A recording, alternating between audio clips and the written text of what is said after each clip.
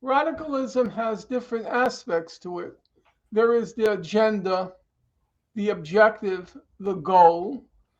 But there's also, to my thinking, there's another aspect to radicalism, and that aspect is mobilizing masses of people. To the extent that you're mobilizing or attempting to mobilize masses of people, which is what the civil rights movement did.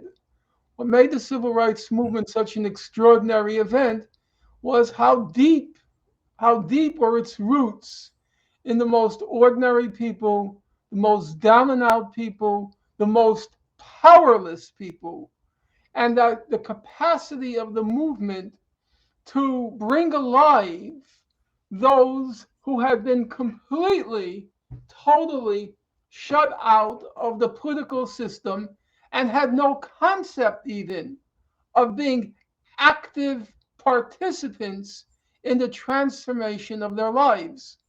So Norm, even though the objectives you could say were not radical, in the language of the old left, the Marxist left, those were quote unquote. I'm not going to restore the language. I'm just going to use the language for a moment.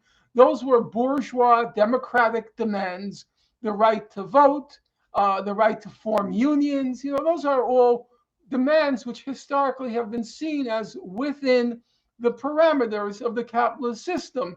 But even as the goals may not have been radical, I still think the approach to politics, the attempt to bring in, mobilize, galvanize, and most importantly,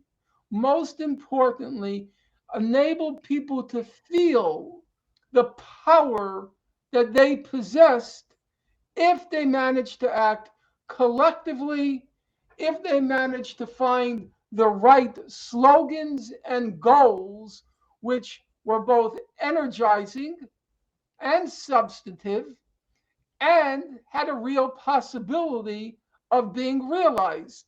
Having said that, I consider, and we can argue and debate, and I hope you will, dispute me if you feel so inclined. Um, Slogans like a prison abolitionism. Now, you might say that's a radical goal and a radical objective. I think it's the most apolitical slogan humanly imaginable. Mm. It has nothing to do with the real world. That's why Angela Davis, with her friend Gina Dent, go around from one Ivy League school to another, and all the presidents of these schools introduce her with total exhilaration, nearly breathless, and then there are these all-white elite audiences who come to hear Angela speak about, and Gina Dent speak about Prison those abolition. abolition, because it has nothing to do with the real world.